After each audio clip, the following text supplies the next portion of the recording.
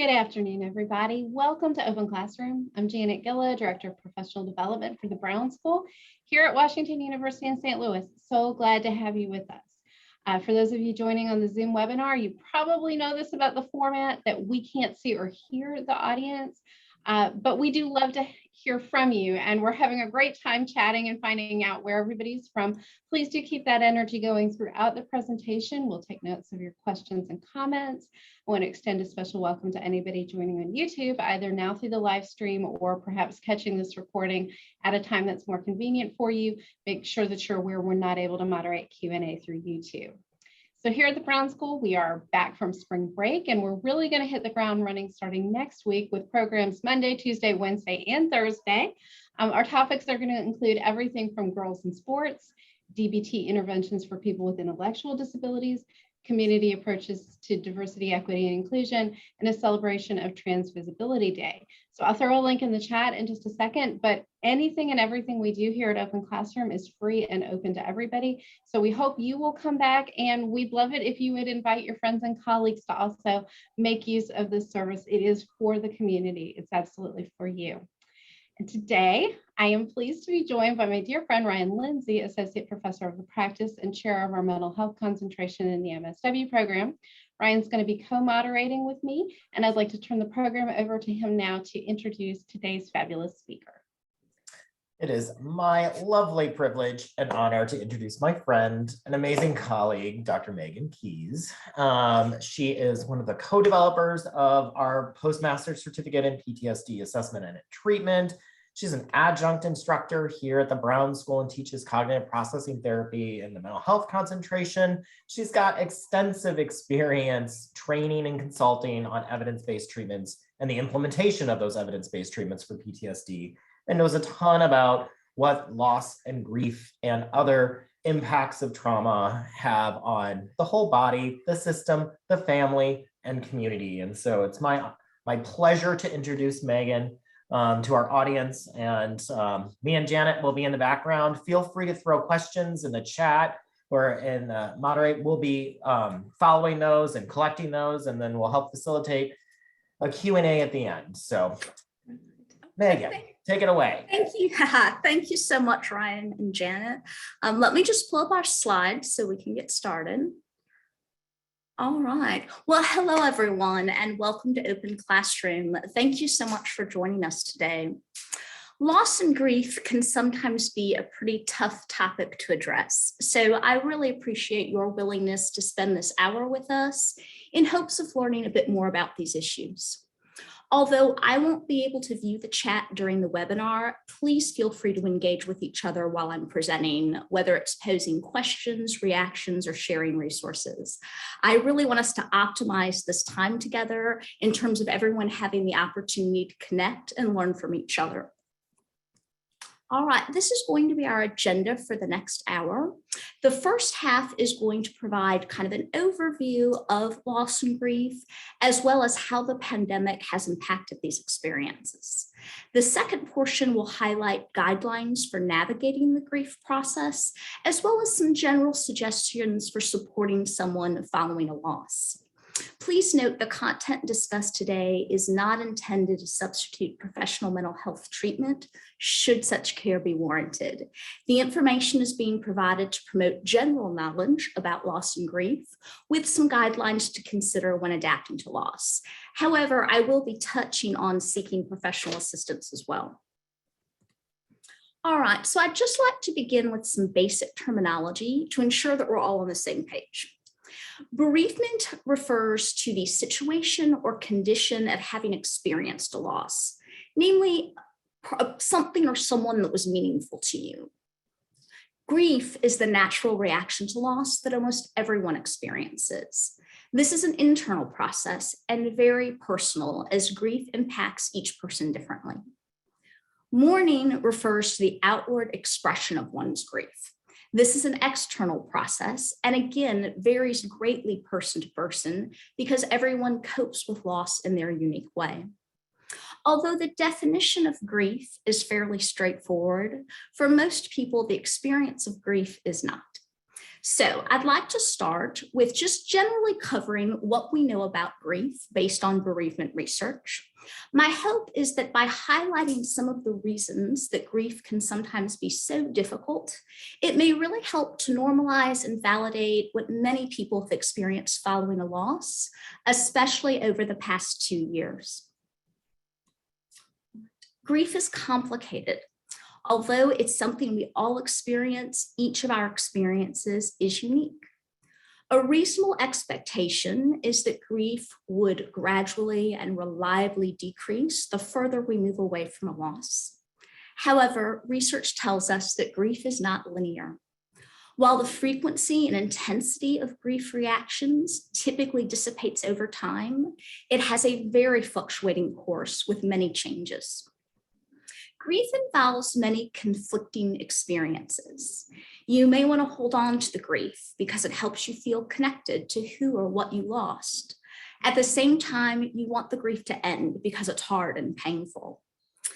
When we consider losing a loved one, you understand that the person has died, yet you can't actually comprehend that they're really gone. We know that life moves on, but often have little interest in moving forward after a significant loss. Grief is messy. It does not follow a defined timeline. So many may be familiar with the stages of grief that was based on Dr. Elizabeth Kubler-Ross's work in the late 1960s that described the process of dying. However, subsequent research over the decades indicates that grief doesn't necessarily follow clearly prescribed stages. Now, while grief has similar aspects of the dying process, such as anger and depression and acceptance, it embodies many, many additional reactions. But there really is no systematic progression from one particular reaction to the next. You aren't primarily focused on depression, and then once that's resolved, you immediately transition into acceptance. Grief reactions are unpredictable, and they oscillate to a great degree over time. When considering grief from an interpersonal perspective, grief is awkward. Research tells us that social support plays a key role in helping us adapt to loss. But grieving can be a very isolating experience, even when support is available. Following a loss, you may want or need to be engaged with others, but experience a real sense of disconnection from the people and world around you. When trying to support someone who is grieving, we often feel uncertain about what to say or how to help. Due to concerns about making their grief worse, you may avoid acknowledging the loss or talking about the person who died. So, given that grief can be complicated, messy, and awkward, our goal for the rest of the day is to really learn about this process in hopes of being able to navigate it as well as possible. All right, so to better understand grief, that natural response to loss, it's helpful to recognize the various types of loss someone may experience in their lifetime. So primary loss is an individual loss due to death or a major life change, the loss of a relationship, the loss of a job. Secondary loss is a consequence of primary loss. These losses aren't always immediately apparent, and they may not emerge until a bit later, so they sometimes have a tendency to be overlooked. The loss of a partner may result in the loss of companionship. The loss of a job may result in fiscal insecurity. Many may experience a systemic loss at some point in their lifetime. So the pandemic actually resulted in the disruption of several of these big proven systems that we've always relied on, such as healthcare and education. Systemic loss can feel very destabilizing and result into stress due to not knowing how these systems are going to fare over time. Significant losses can really disrupt our most basic understanding of the world and how it operates. The death of a loved one may result in a person reevaluating their purpose and priorities. A global health crisis such as COVID-19 may result in this loss of someone's sense of safety, predictability, or control. And finally, another common loss is ambiguous loss. So this type of loss lacks the clarity of a single point of loss, like the loss of a job. It's considered a living loss because it's a loss that keeps going with no defined endpoint. Older adults may experience a gradual loss of personal autonomy due to health issues and a decline in cognitive abilities. Many people experience the loss of certain freedoms and social connections during the pandemic. The important thing to remember is that any of these losses may result in grief. Research tells us that our degree of attachment to something impacts our grief reaction. And we aren't just attached to people. We can be attached to places, activities, routines, daily or annual rituals. And the loss of any of these can have a significant impact on us. In addition to different types of loss, people may experience different types of grief over their lifetime. So normative grief just simply refers to the natural response to loss that eventually results in adaptation. Research indicates the majority of people naturally recover from loss and don't sustain any long-term effects that negatively impact their functioning. Anticipatory grief involves losses that have not yet occurred, but are expected. So for individuals with significant medical issues, this may involve an expected loss of functioning due to advanced illness. For parents, may experience this while waiting for a high school senior to leave for college. For healthcare professionals and caregivers, this may be associated with providing care for a person not expected to survive. Examples of anticipated loss due to the pandemic include seasonal routines, such as family vacations and holiday traditions, as well as major milestones, such as graduations and weddings. Disenfranchised grief is also sometimes referred to as hidden grief. This is related to losses in which the expectation is that a person shouldn't or wouldn't grieve such a loss. So examples include deaths that may have a stigma attached to them, such as miscarriage or suicide. Non-death losses, such as divorce or relocation for a job, may be minimized. Pandemic-related issues, such as the loss of hobbies and social activities, may not have been viewed as significant. Research indicates that approximately 10 to 15% of the general population experience significant difficulty adapting to loss. For these individuals, the grief process is disrupted. They become stuck in their grief and unable to move forward after a loss. This disruption results in what's referred to as prolonged or complicated grief. So this type of grief occurs when there are uncontrollable circumstances surrounding the loss that make it very difficult to accept, such as the violent death of a loved one or the death of a child. Other risk factors include social isolation, anxiety, and a loss that is sudden and incomprehensible. Certain complexities due to the pandemic may increase the risk of this type of grief, and I'm going to expand on that shortly. The hallmark of prolonged or complicated grief is a persistent sadness and longing for the deceased, as well as an inability to accept the death. This type of grief is an intense grief that endures and doesn't dissipate, and ends up disrupting a person's day-to-day functioning. Research indicates that the best intervention for prolonged or complicated grief is psychotherapy. So grief serves a very important purpose. Following a loss, grief helps us adapt and adjust to our new reality so that we can continue to move forward. Grief essentially provides a transition from what was before the loss to what is now after the loss. Grief affects a person in multiple ways. Each individual's experience is distinct because grief is impacted by personal, contextual, and cultural variables. So although grief is an emotion, the grief process is multifaceted. So I will expand on several of these grief reactions when we review the grief process, but I did want to ensure you had a fairly comprehensive list to refer to if needed. And again, just remember, these reactions tend to evolve over time and typically decrease in severity. They have a fluctuating course that may be influenced by multiple variables, including other people, circumstances, and life events.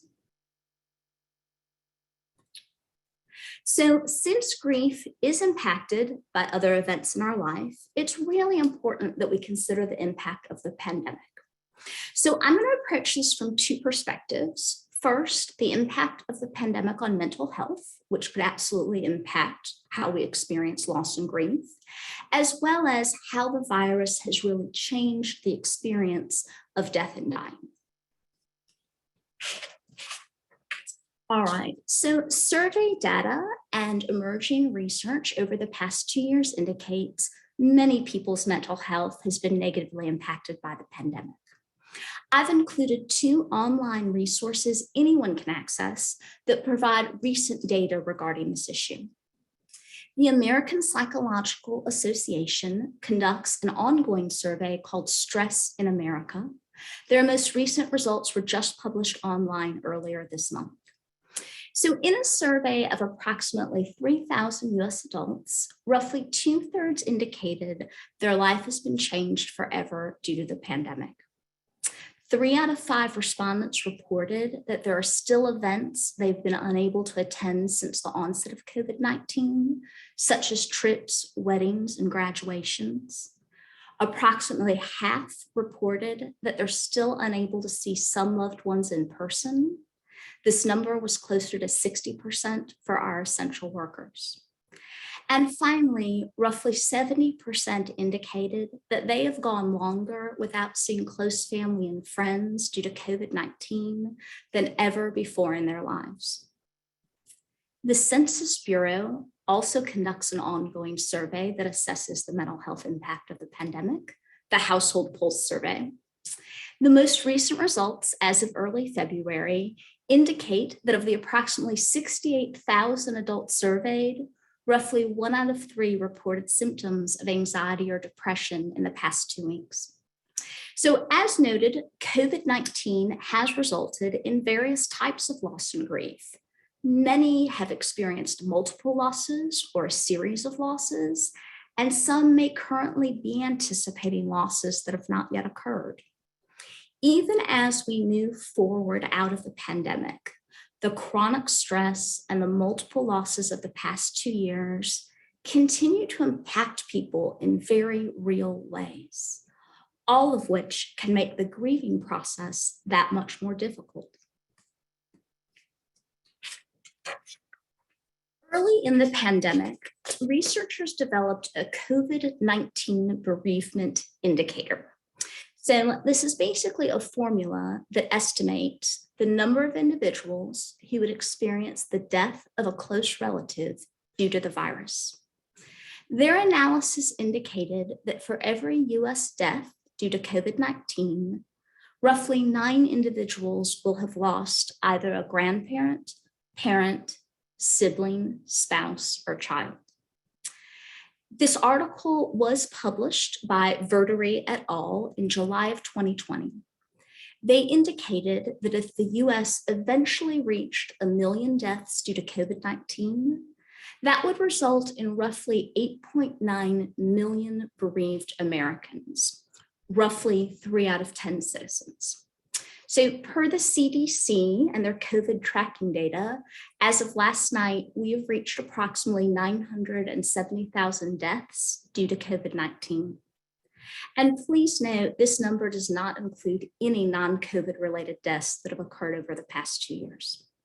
So I share this information to illustrate that even if you didn't lose someone to COVID-19, there is a reasonable chance that someone in the constellation of people that you encounter and interact with over the course of a day or a week may very well have sustained such a loss.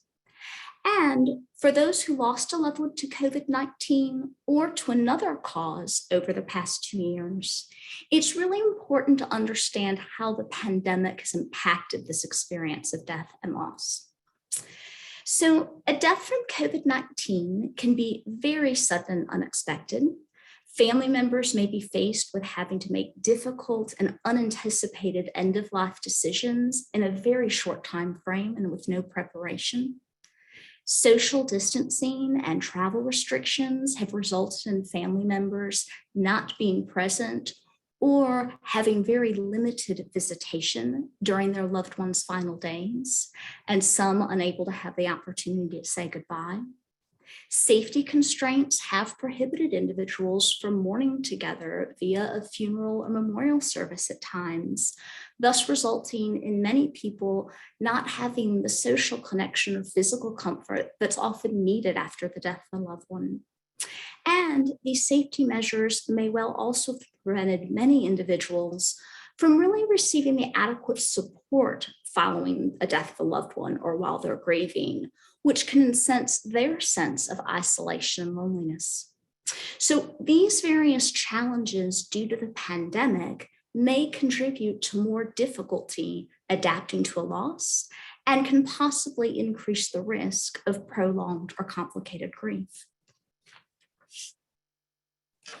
All right, so I'm just going to pause briefly to see if there are any questions or anything I need to address before we just move into the next part of our presentation, where we're going to dig in a bit more on the grief process itself.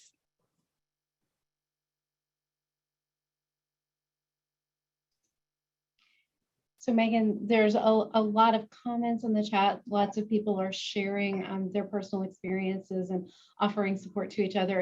It's not surprising that there are a lot of people in this audience that have had a lot of pain related to their own losses. I don't think there's any questions that are important before you proceed as far as clarifying anything that you said about grief processes. Okay, all right, then we will go ahead and continue, and we absolutely will have time left for questions and discussions at the end. So we'll just have a bit more time for that. All right, so as noted, grief may be viewed as a period of transition following a loss, essentially a bridge between our life prior to the loss and our life after the loss.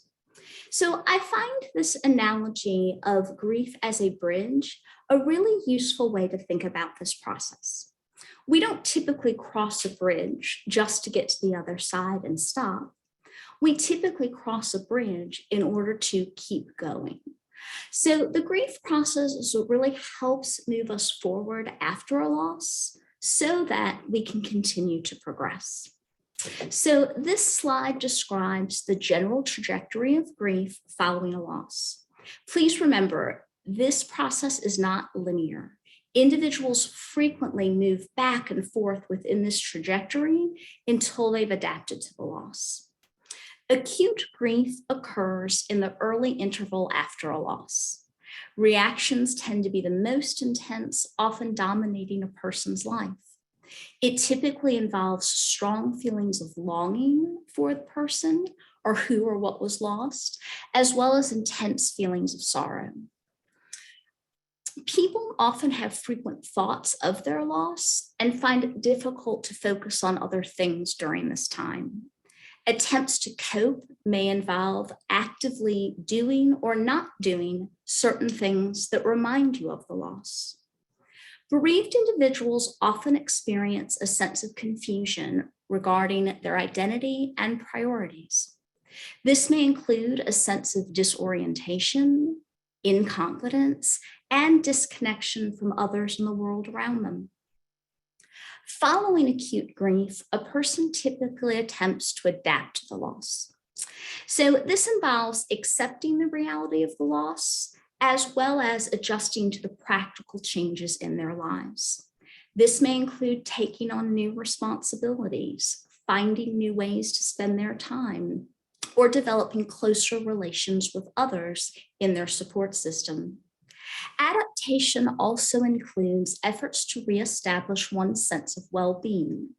So this namely is kind of learning how to progress with a sense of purpose and meaning, as well as a positive outlook for the future. Integrated grief is a lasting form of grief in which the loss is incorporated in the person's life without dominating it. Emotions associated with the loss are less intense and often experienced as more sentimental. Thoughts about the loss are less frequent and have retreated more into the background, but are still accessible or reachable. A person's behaviors are much more linked to their current and ongoing life. Grief reactions may still be triggered by special dates, such as the loved one's birthday, the anniversary of the loss, or unexpected reminders. These reactions are a normal part of integrated grief and not an indication that the person is not adapted to the loss. So it's important to allow yourself time to navigate the grief process at your own pace. Research tells us that trying to bypass or rush through grief may result in more difficulties down the line, such as depression, anxiety, or an inability to adapt to the loss. Integrating a loss into your life doesn't happen instantaneously, especially when the loss impacted and was involved in the daily aspects of your life. The guidelines that I'll be sharing with you are largely derived from the Center for Prolonged Grief, which is associated with the Columbia School of Social Work at Columbia University. You may access more detailed information about these guidelines on their website, and that link is included in our resources for today. Now, these guidelines primarily focus on adapting to the loss of a loved one, but the spirit of several of these suggestions may be applied to other types of losses as well. All right, so there are some things you may do to enhance your ability to navigate the grief process. These are referred to as milestones, and they help you transition through grief so that you don't get stuck. You may progress these at your own pace, in your own way, in whatever order you prefer.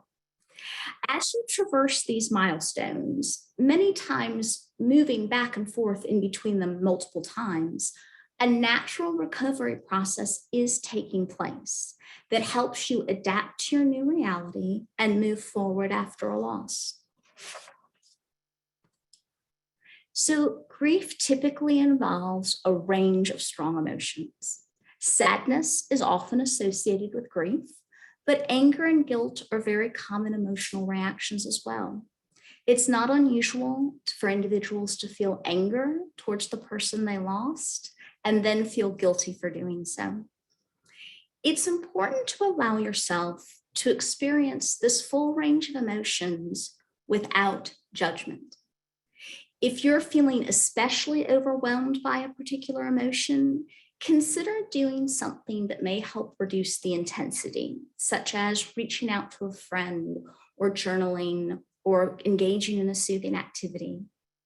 Most people alternate between feeling their painful emotions and then just kind of naturally taking a break from them.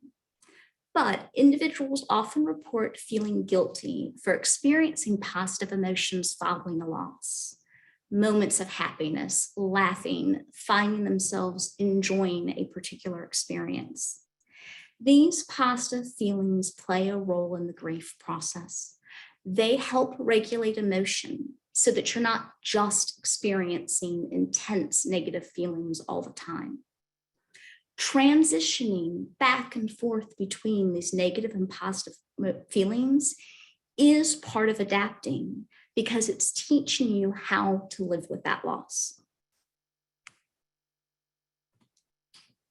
So finding ways to honor who or what you lost may be helpful. This may include reflecting on memories, sharing stories, or viewing photographs of a loved one, continuing to frequent places that you used to attend with that person, or creating new rituals as a way to honor them. You may consider sharing the story of your loss with a trusted person, including the especially difficult or upsetting aspects of the experience. It's natural to not want to speak about the death of a loved one, but this may be done piecemeal, just starting with the parts of the experience that you can speak to and eventually adding some additional details over time. Journaling can be helpful with honoring a loved one and including narrating the story of the loved one's death.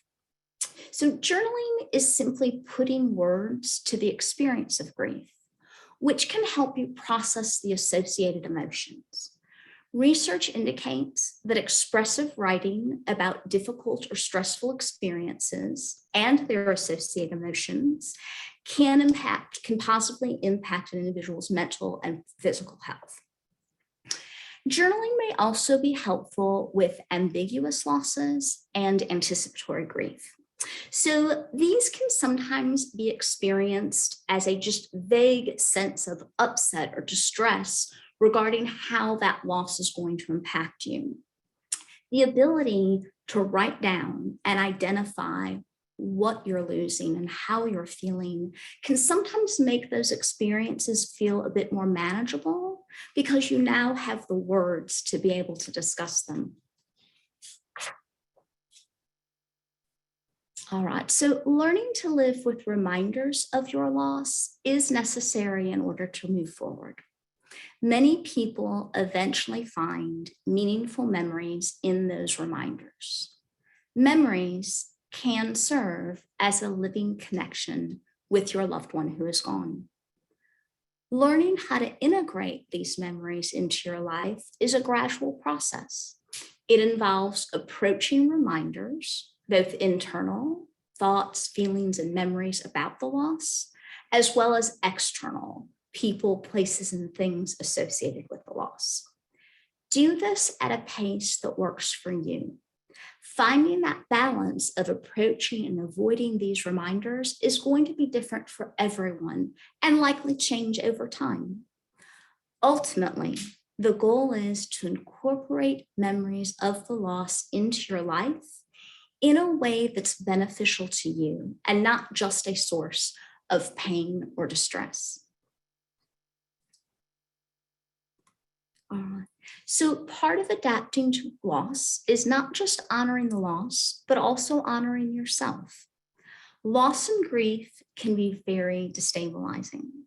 During acute grief reactions, when everything is most intense, just maintaining basic self-care, remembering to eat, trying to get some sleep are very important. However, part of adapting eventually involves shifting focus from your life before the loss to what your life is going to look like going forward. Loss typically embodies a great deal of change. Adapting to a loss may involve reevaluating different aspects of your life, including priorities and values, as well as interests and aspirations. This is a highly individualized milestone. Restoring a sense of well-being, finding meaning after a significant loss, and identifying positive aspects for your future is going to vary greatly for each person. Following a loss, it's not uncommon that at times you may feel like you're just trying to get through the day, which is very common. But it's important to be able to start slowly and steadily focusing on your life again at some point. This may involve baby steps with many ups and downs, but re-engaging with others, returning to participating in activities or events, and starting new endeavors are all ways to focus on active living as opposed to just existing or surviving. So strengthening connections and allowing others to support you is incredibly important. A common grief reaction is a sense of disconnection from others. Thus, preferring to be by yourself and not wanting to engage with other people following a loss is fairly normal. However, as noted, research tells us again and again that social support helps us adapt to loss as well as other life stressors. Therefore, trying to maintain some level of engagement with the other people in your life may certainly benefit you. Sharing memories of your loved one and being willing to hear others' memories may be helpful, but conversations don't always have to focus on the loss. The critical part is simply sustaining connection and allowing others to be there for you or with you. Relationships aren't necessarily reciprocal following a loss. A bereaved person may not be capable of offering support to others when their grief reactions are incredibly intense. Within a family, when each member has lost a loved one, individuals may not be able to support each other as they had previously when one family member was struggling. Thus, having additional sources of support, friends, colleagues, a grief support group, a therapist, can be incredibly helpful. So we naturally experience some grief reactions that help protect us from the pain and distress associated with a significant loss. But if these reactions are relied on as the primary way of dealing with grief for an extended period of time, they can interfere with adaptation. These are referred to as derailers. They disrupt the grief process and essentially keep you stuck in your grief. Recognizing and attempting to resolve these disrailers can help increase your ability to continue to transition through the grief process. So, thoughts that may disrupt the grief process include persistent beliefs that the loss should not have happened, or frequently imagining scenarios in which the loss didn't occur. This is called counterfactual thinking, and it typically includes many if-only thoughts. So it's natural to second guess the death of a loved one, especially if the death was unexpected. But really, dwelling on thoughts of an altered reality in which the death shouldn't or didn't occur can make it harder to adapt and move forward. Experiencing concerns that you won't be able to adjust and move forward after a loss is fairly common. But really ruminating on these thoughts may stall the grief process. Embracing the belief that you won't be able to move forward really undermines your ability to be able to look toward the future and work towards adaptation. Certain emotions may derail the grief process, such as survivor's guilt, namely not allowing yourself to experience joy or satisfaction following a loss, as well as feelings of doubt or guilt that you didn't do enough for your loved one prior to their death. Strong feelings of anger and blame about your loved one's death may halt the grief process. These may be directed at yourself or others, such as healthcare professionals or caregivers. As noted, grief often involves intense emotions, and permitting yourself kind of respite from these helps with emotional regulation. Individuals who don't allow or can't allow themselves these breaks may disrupt the grief process simply to kind of not allowing just this natural balance between positive and negative emotions. And as noted, avoidance is a very, very common grief reaction. However, persistent avoidance over time can really make it more challenging to adapt to loss because you aren't allowing yourself the opportunity to learn how to live with these reminders. Isolating yourself from other people and not accepting support can be problematic, as we've already established that social support helps us adapt. And moving forward after a loss can be a very slow process. Traversing those different milestones doesn't always happen instantaneously. It typically involves a person making choices and engaging in behaviors that promote adaptation. An inability to move forward, even with your best efforts, is a risk factor for prolonged or complicated grief, and may warrant professional assistance by a mental health provider. All right, so now when we just think about trying to support others following a loss, David Kessler is a renowned grief expert who's worked with thousands of bereaved individuals over the decades.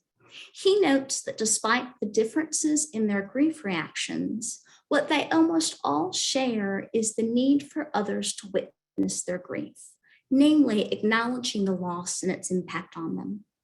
Supporting someone who is grieving can be difficult due to not knowing how to help. So it's normal when we see a person we care about in distress. A lot of times the automatic reaction is that we want to jump in and try to fix it. We may make suggestions and propose solutions for ways they can start feeling better, when the person really just may need for us to be with them or to simply listen without offering advice.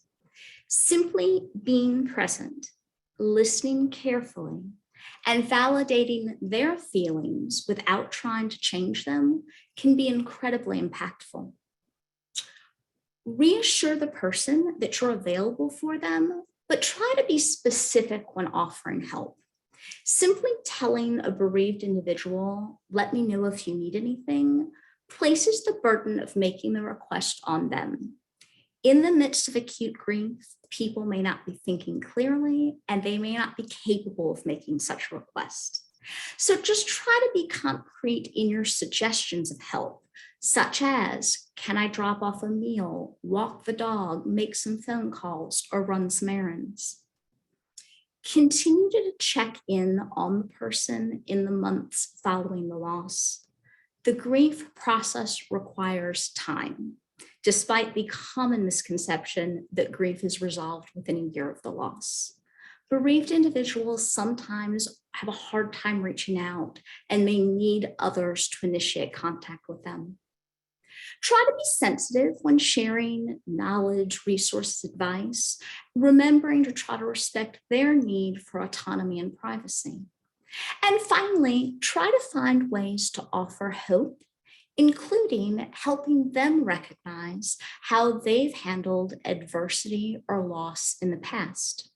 Explore with them what's been effective in helping them cope with or during times of distress or painful emotions.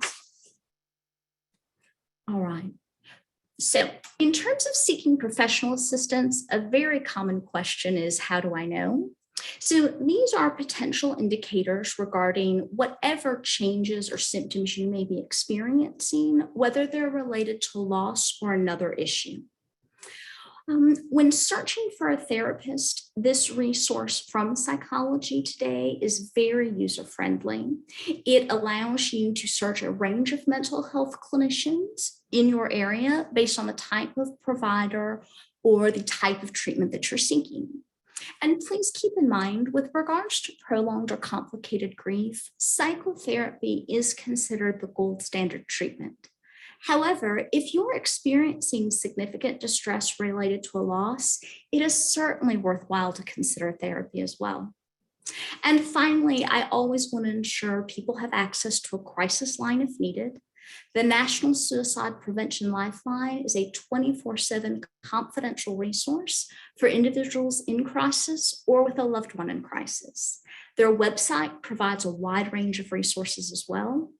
I always encourage folks to please consider putting this number into the contact list of your phone, just in case you should ever need it for yourself or someone else.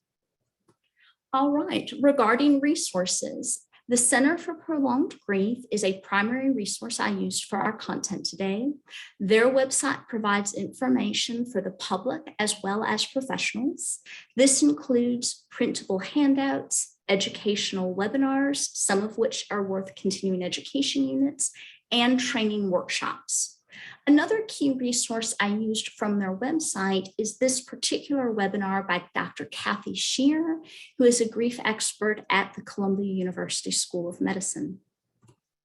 In terms of additional resources, this CDC link provides general information about grief, but highlights multiple additional resources. Although our webinar focused on the grief process in adults, I included a few resources that provide information for children, adolescents, and families. Speaking Grief is a public media campaign focused on raising grief awareness. They produced a really powerful documentary that follows several individuals in their grief process following the loss of a loved one. The link to that film is on their website, as well as at several other resources.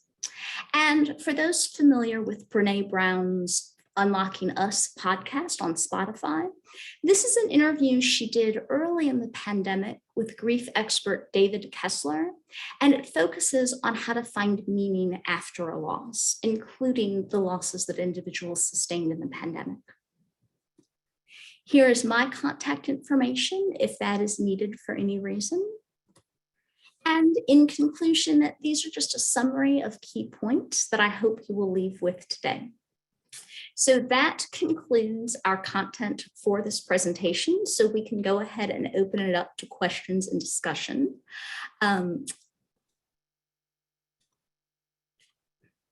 Let me just shut these down. There we go. All right. Thank you, Megan. That was fantastic. So many amazing stories and loss and experiences shared in the chat. And I just want to thank everyone for the community that you're creating to hold space as so many people are experiencing loss and grief right now.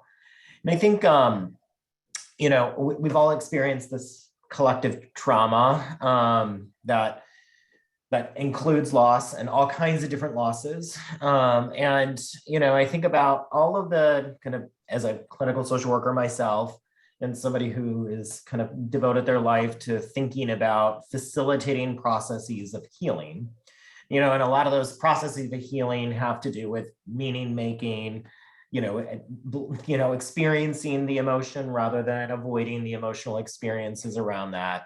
And I think about if anybody was in that place where they know they need to re-engage, they know that that's what needs to happen, and they just can't get themselves to do it because they're at a point in their healing where it just doesn't seem like it would be, doesn't feel like it would be worth it. What kind of advice would you give somebody? I think the part about attempting to re-engage can sometimes be a bit of a slippery slope, because the longer we go without engaging with others, perhaps sometimes the less we're going to feel willing or capable of doing so. So I think with most of these, with the grief process, I would really encourage people to start small. So engaging with others doesn't mean that you necessarily have to go out to do a dinner with a group of 4 or 5 friends. It could be texting somebody and saying, hey, would you just be up for a brief phone call? Or, gee, could we just meet for coffee? I also think it's okay to set parameters around the interactions. Now, ultimately, like we said, we really can't avoid the feelings around grief. They're going to be there until we have a chance to experience them, and kind of grief fulfills its purpose of us adapt.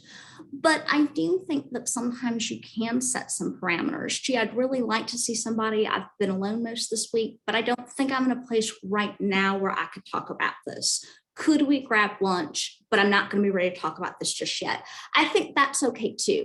I think the key is really trying to reconnect with people in your life, because that's part of you being able to move forward and stay engaged with the life that you're continuing to progress.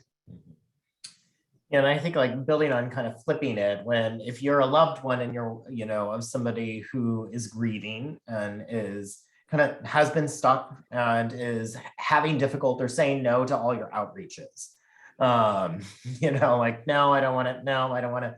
You're offering things, but but they're being rebuffed, if you will. What advice do you have for family members or loved ones, or anybody who's caregiving for somebody who has experienced a loss and they seem like they don't want help?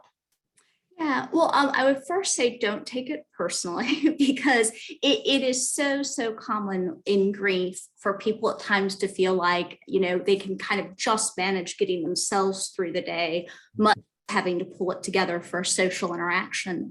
But one thing you can think about, and that is common. I mean, part of what we'll see about in supporting individuals who are grieving are those wanting to support them, ending up feeling kind of helpless and powerless because it feels like nothing that they're doing is helping. So I think part of what's important, and I think this is a big part of witnessing grief and kind of honoring the loss for the person, is even finding other ways to reach out. Send a text, send a card, leave a voicemail, even if it's a time that the person may be at work, but just to let them know that you're thinking of them and so that they know that support is there. So I think that's important. Sometimes we get bogged down in, as you said, Janet, kind of great being the enemy of good, and interpersonal, in-person interaction may be the ideal, but we can still do some things that help that person know that we're there and that we're aware of what they're going through. Yeah, I just spent some time with hospice volunteers a couple weeks ago as part of a project I'm working on. And one of the things that I loved from some of the hospice volunteers who have lost someone. So to be a hospice volunteer, you've had for caregivers, you have had to lose someone. So you have this lived experience. And they're like, sometimes, I always said no to people and I just wanted people to just show up at the door. I didn't want them to make me do anything, but I just wanted them to be there.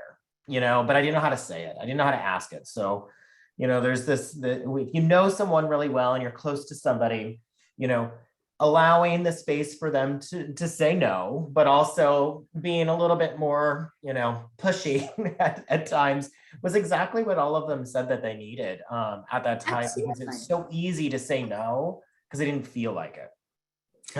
And I think about also the other piece of the longer somebody kind of isolates themselves in their healing process, which is the natural grieving process. We kind of go into ourselves, we think about, grieving is oftentimes both isolative as well as a community experience, but I also know that the longer we stay unattached to people, the harder and harder it is to get reconnected to people.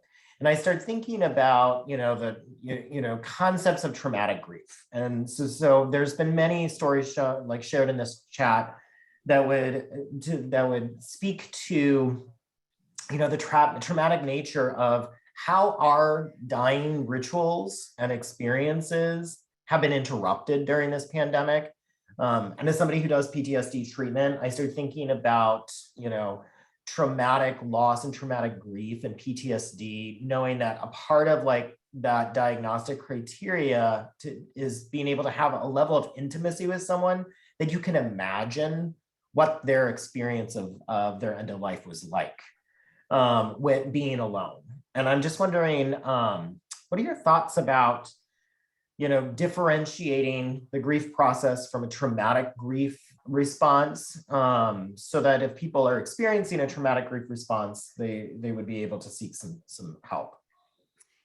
Well, I think a lot of times when we want to make that differentiation between, like we said, what sort of a natural reactions or common reactions to a negative life event versus what could be developing into a clinical issue, I think one of the things to always keep in mind is the degree to which it could potentially really end up impairing your functioning, whether it's interfering and preventing you from doing things that you need to do or want to do, if it's becoming a source of conflict in your relationships, or if for you, the experience of those reactions are just starting to feel very unmanageable or out of control. So I think those are good general rules across the board when trying to make that decision of, gee, is what I'm going through pretty typical following a bad experience, or could this be something that may really require or could you benefit from some level of professional help? I think when we think in terms of traumatic grief and how that can sometimes impact a person,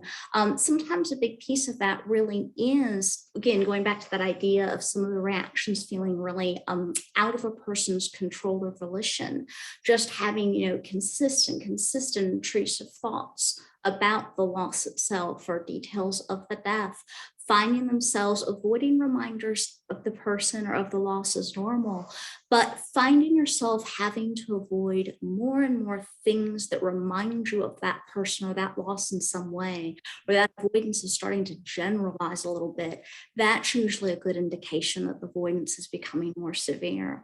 My rule of thumb for most people is, if you're really starting to question, is this becoming moving past just being a natural recovery process? Could this potentially becoming a clinical issue? I so encourage folks to consider meeting with a mental health provider just for an evaluation. An evaluation by a mental health provider is not you committing to treatment. It's just trying to get a better sense of what's going on from an objective person who's also trained in how to identify and assess these types of issues. Yeah. And then finally, I was starting to think about the concept of moral injury in the context of, loved ones who have had to honor policies they didn't agree with, in terms of isolating or not, being able to be any place, or restricting access to people and their maybe extended family, which, honored a policy but violated their values. And I wonder if you could make a little comparison to the concept of moral injury in the context of this too. And I think that that's a great issue to raise, Ryan, because I think that's something that is absolutely going to impact some individuals depending upon their profession and what types of policies or parameters they needed to implement. So with moral injury, it really is the idea that an individual ends up in circumstances or a situation where they don't really have a choice in terms of having to engage in a certain action or decision or behavior that really does violate their personal morals and belief. And moral injury absolutely can result in certainly reactions kind of similar to trauma in terms of being, really upset by this, having unwanted memories of it, having something that causes a lot of distress for the person. But it is something that also is absolutely treatable. So I think that's important for people to, even though we're moving it away from a traumatic event and we're talking about it in terms of moral injury, the bottom line is it still often involved a situation or an event in which it was out of that person's control. And there absolutely are therapies available for treating moral injury that are effective.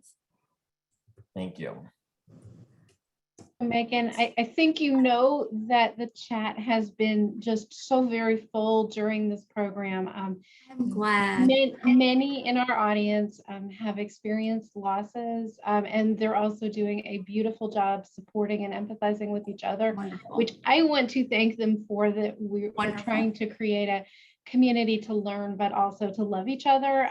So that's a lot of what's been going on, but there's a couple of scenarios that we're hearing about, and I'm sort of grouping experiences, but as we're to our last couple minutes and you haven't had a chance to be in there with the folks, I want to give you a chance to sort of respond to these two scenarios. Sure. We definitely have some folks that have lost folks due to COVID and the circumstances around the pandemic, medical protocols, unkindness of medical providers compounded their hurt. So we have that. And then we also have people who have lost folks due to other things during this time. And there have been assumptions or maybe not a lot of space given for the type of loss that they've experienced. So in our last couple of minutes, I just wanted to give you a chance to share what you would with these folks in our audience that are dealing with some heavy losses. Yeah, well, I think in terms of for individuals who lost the person in the context of COVID and how many of the resources and services were confounded or compromised because of these, I think it's completely understandable that following an event like that there would be feelings of anger and frustration, and that That's very, very common and very normal. Again, I would just always encourage, I think having those emotions and experiencing those emotions is important. But if you do find them really overwhelming for you, where you do feel like they're kind of overpowering you, I would absolutely recommend trying to speak to someone. I think for individuals who have lost a loved one to COVID and had to be part of that process of the health system being so compromised, that was an unprecedented experience and probably like anything else you would have ever anticipated dealing with. So I'd certainly encourage you to think of speaking to a therapist or a counselor. For those in terms of experiencing a loss, but feeling like the loss may not have had as much space or had as much significance because it wasn't this worst type of loss. This is a really important thing to keep in mind. And I think this is true of the range of losses that people have experienced during the pandemic. We need to be really cautious when we compare our loss to someone's worst loss. The technical name for this is kind of called the fallacy of relative comparison, or the not as bad as fallacy. And what it basically says, if there is a situation that was worse than yours, then your situation must not have mattered or much, or may not matter that much. And the truth is, you know, when we start comparing and trying to weigh and measure people's pain and suffering, we really do risk invalidating their experience and its impact on them. So everybody's probably heard, you know, comparison is the thief of joy. When we're trying to rank loss and trauma, you know, comparison can quickly become the thief of validity. So I think the important thing to remember, and David Kessler kind of distills this down into one sentence, the most important loss is always going to be yours. That's the one that impacts you. So whether you're doing the comparisons or someone else is doing the comparisons for you, even in an effort to make you feel better, just please remember that whatever your loss was, it's valid. Whatever your grief reaction was to that loss, it's valid. And I think that needs to be the starting point so people do feel supported and legitimate in experiencing whatever grief reactions they may be experiencing and seeking whatever level of professional assistance they may want to see. Well, Megan, that makes perfect sense to me as the starting point, and it's also a really good ending point for this conversation. The validity and the importance of each loss and the importance of getting the help to people as they need it. Absolutely.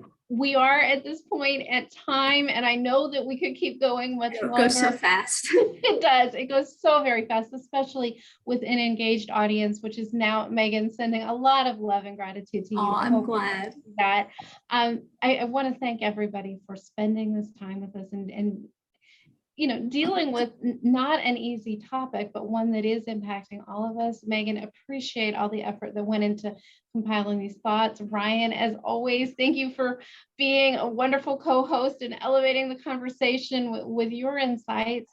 I hope everybody will stay healthy and safe out there. And please join us again for another open classroom very soon. Have a good rest of your day, and please be kind to yourself, everybody. Goodbye now. Thank you, everyone. Be well. Bye, everyone.